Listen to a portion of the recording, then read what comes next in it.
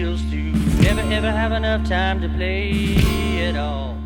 All right, I'm getting ready to get started on making a lighting valance. This is kind of a proof of concept that I'm hoping will work for the entire layout. Excuse me. I'm just gonna do the first 8 feet that will cover the Timesaver. So here's what I'm thinking. If I make the bottom of the framework up underneath here and make it level with my cross beam there, that would be 85 inches.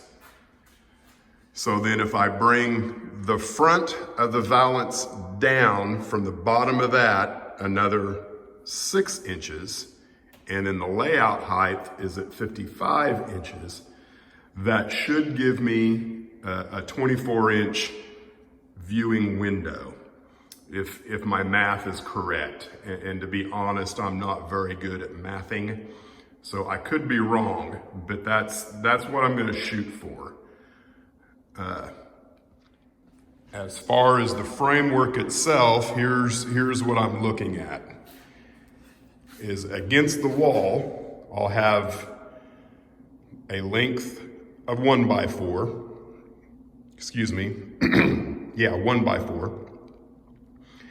And then, of course, I've got 2x4s because that's just what I had. It won't be 2x4s, it'll be 1x4. And then I'm gonna try and keep the weight low and only have cross members where they're needed for the lights. I'm thinking probably 24-inch centers at most. Because again, I'm not 100% sure that I will use these lights. My guess is I won't, because they really don't put out a lot of light, and I think they have an odd color to them. I will look more into LED strip light, that comes in the rolls. And then at the front of the valance, I'm thinking having some type of L girder. These are cut into 6-inch strips. That might be too wide.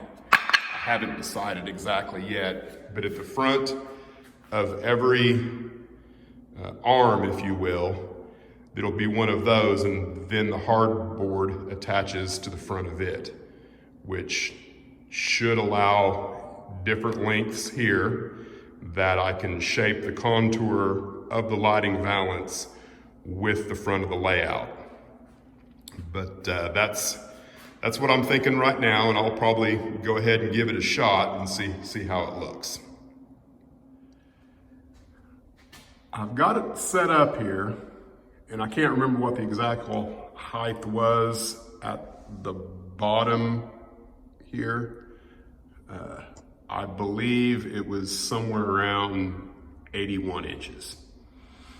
And I've got this thing up here, which I'm not sure that that's actually what I want. I'm probably gonna have to sleep on it. Overall, I think I'm pleased with the design. I think it's gonna work. The only issue I'm having is I think I've got it too high in the air. When you step up to where the layout would be, and I've got, this down here that kind of gives me where 24 inches is.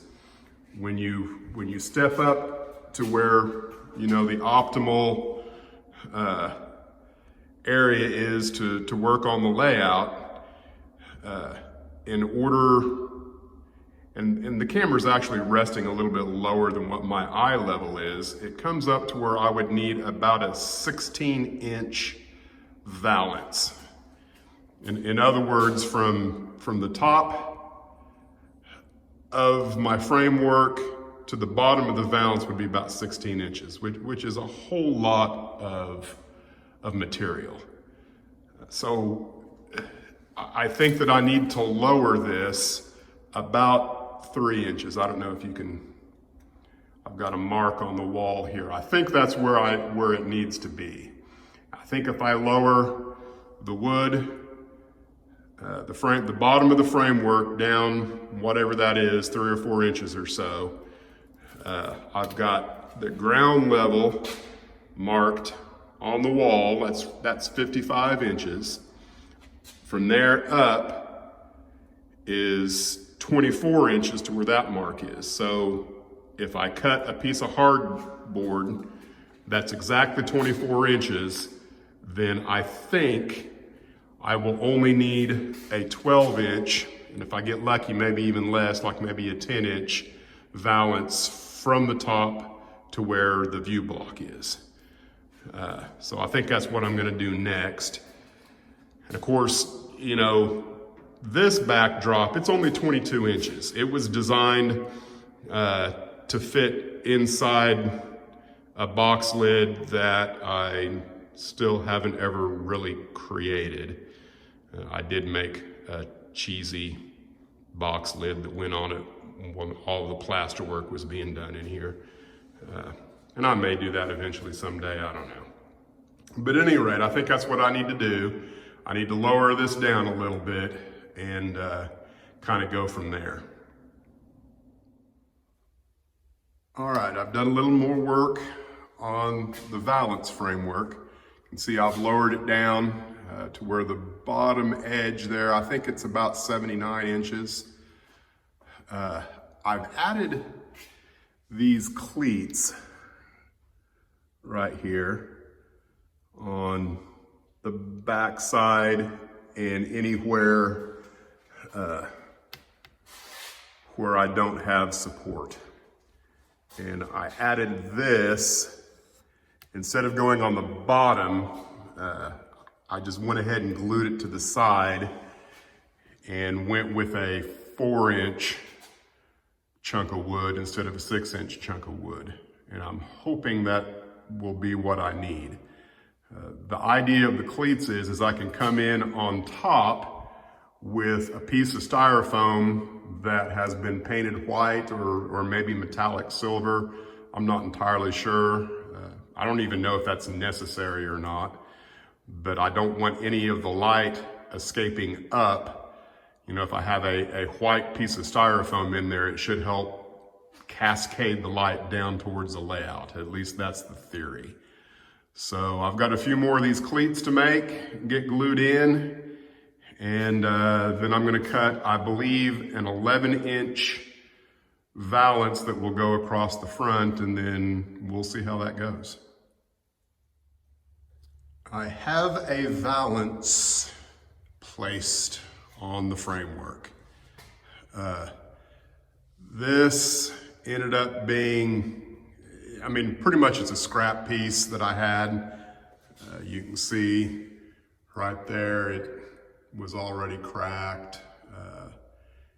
And it was not square to begin with, and it made it pretty difficult for me to make it square. As a matter of fact, I believe this end here, it is 11 inches, and then this end ended up being like 11 1/4. If I'd have turned it the other way around, I would have had a better edge up there, except for where the rip was, and I went ahead and left the rip up top. I'll try and get this to eye level for me.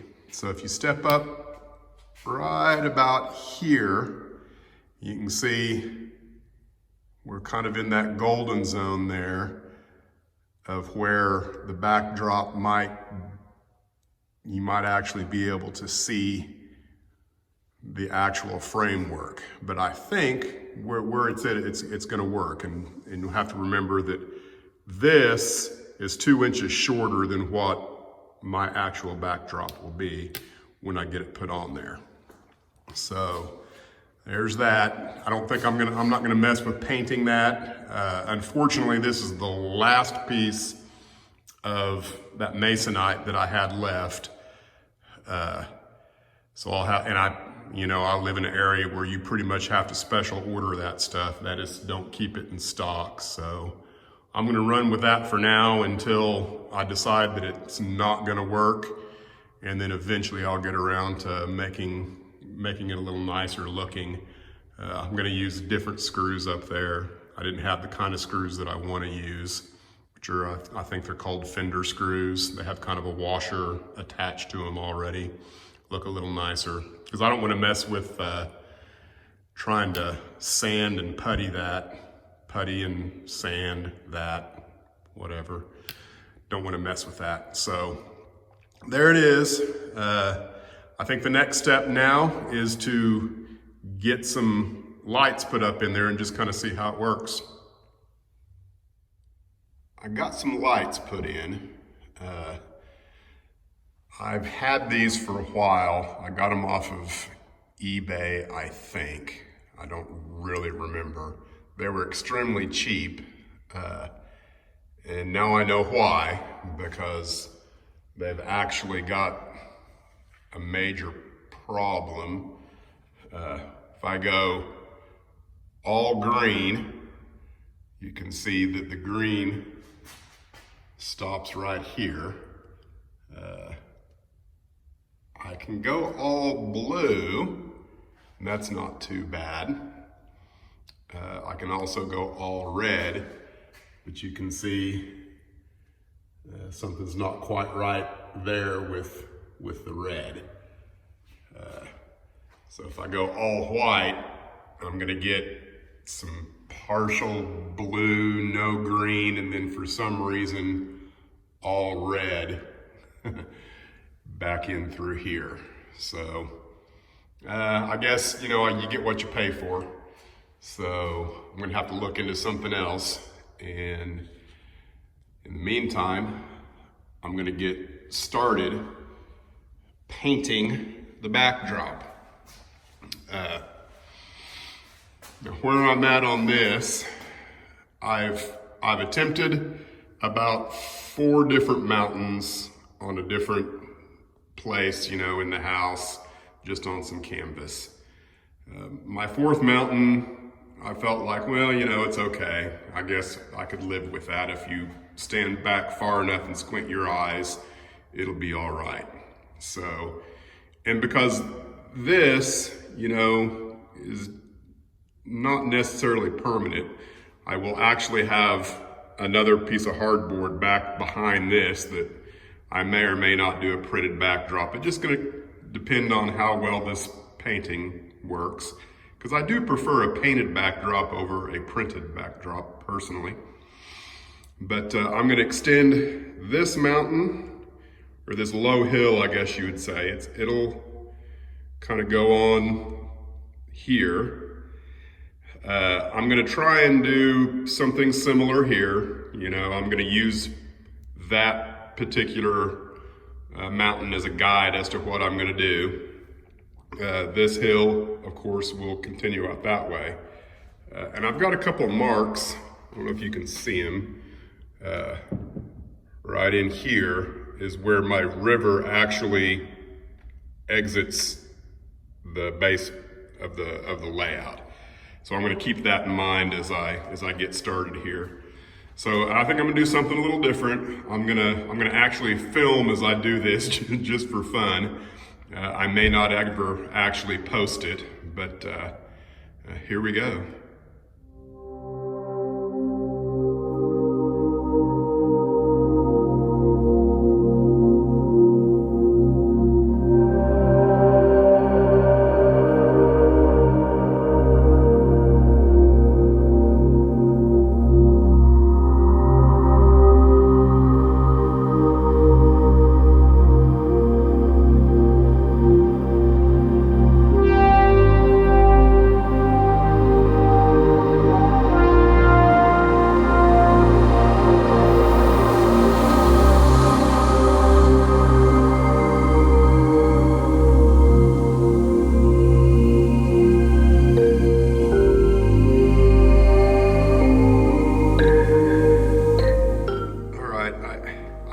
I've got enough space on my memory card for me to do a live video of the entire painting.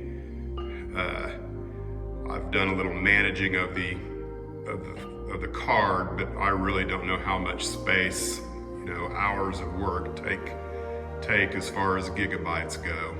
So I'm gonna just kind of stop every once in a while and show some progress. I've got some low hills in here. I've got this ugly thing here that hopefully someday will become a mountain, and then another distant mountain back there, and then everything beneath there will be green, gold, brown to kind of cover where the trees will pop up from back the closest to the layout. So I'm gonna get started on this far distant mountain there. That's the one that's gonna be the furthest away.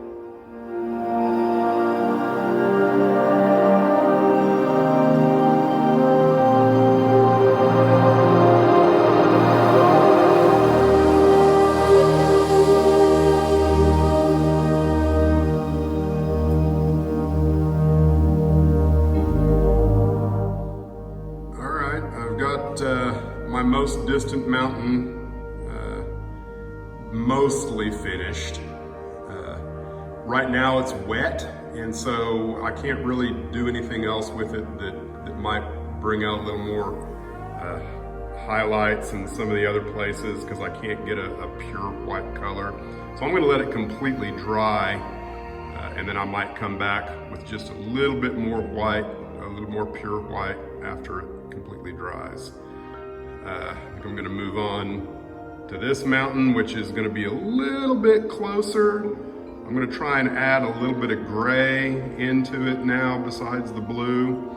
This is where things, in my opinion, get a lot more difficult, simply because you're using more than one color. That's pretty easy in all honesty. You just got working with two colors there, and if you squint your eyes and stand back far enough, it actually kind of looks like the surface of the moon to me, but hey, it'll work.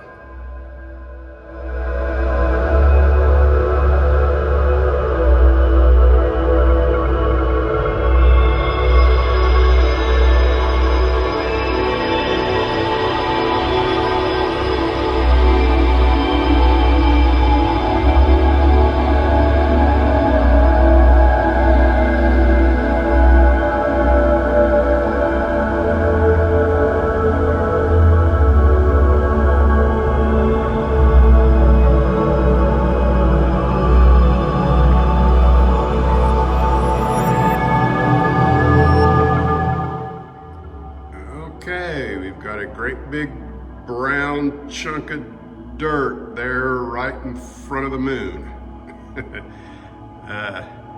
This was supposed to be a lot more gray.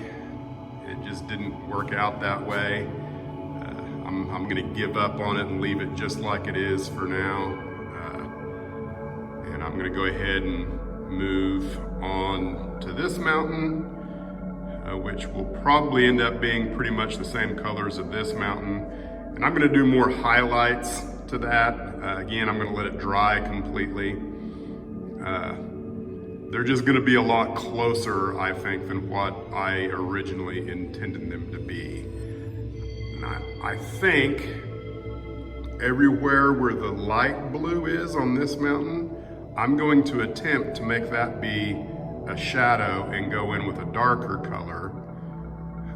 I think, I don't know. I don't know what I'm doing.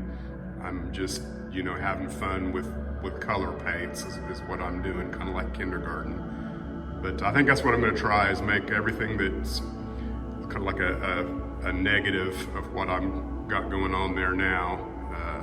Make the lights dark and what is currently dark light.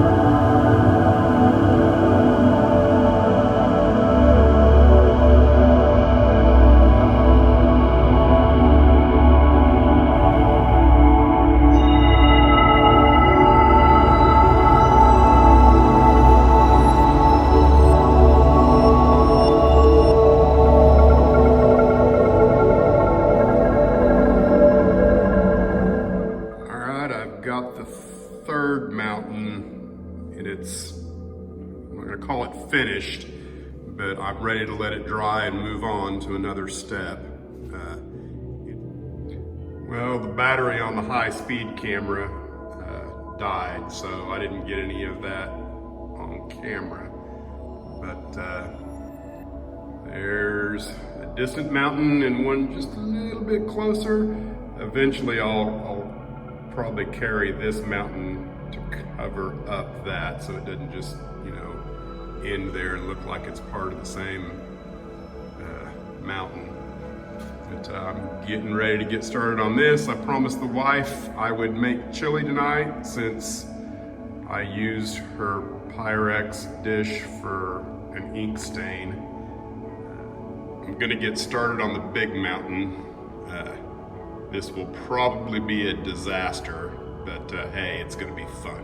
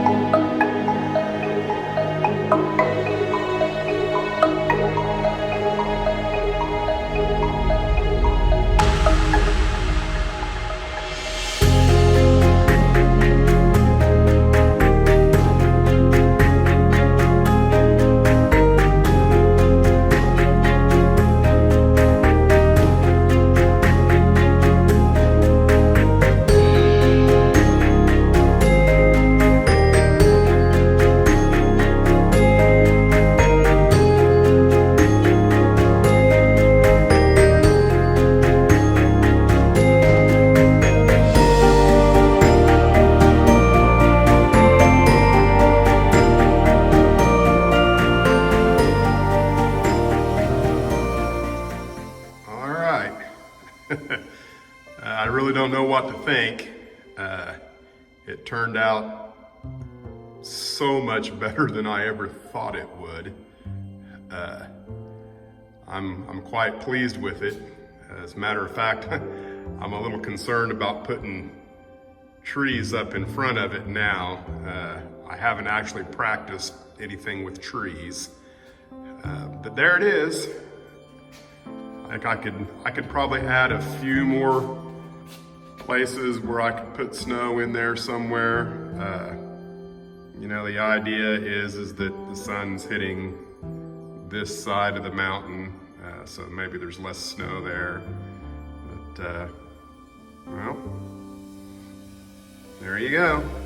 One mountain number 6.